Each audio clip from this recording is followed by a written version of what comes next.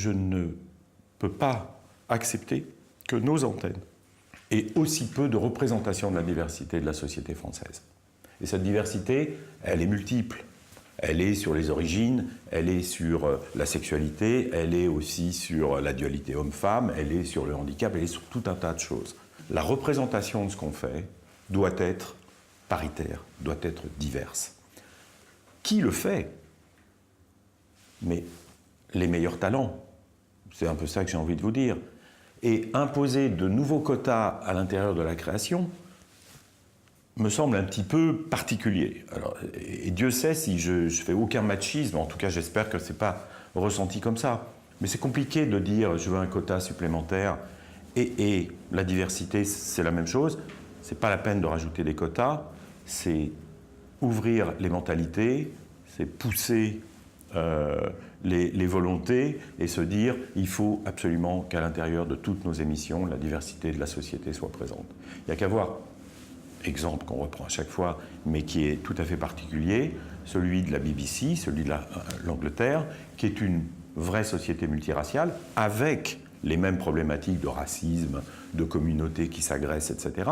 Mais il y a une télévision qui n'a absolument pas peur de montrer des émissions complètes qui sont liées à des communautés importantes de la société. Nous ne le faisons pas. On est trop blanc, ça c'est sûr.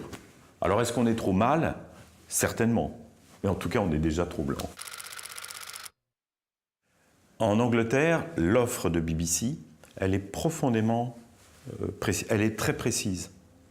À BBC One, de faire le très grand public, très large public, les prime time, les grosses productions. À BBC Two, d'aller sur des choses un peu plus particulières. À BBC 3, justement, via le numérique, d'aller toucher des publics.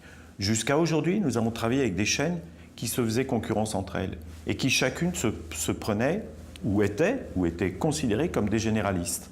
À nous de redonner à chaque chaîne son vrai ADN qui lui permettra justement, sans peur, d'aller chercher, d'aller traiter ce type de sujet. On appuie sur ce sujet. Effectivement, ces jeunes filles ont été violées de manière absolument barbare par tout un groupe qui se trouve être un groupe pakistanais.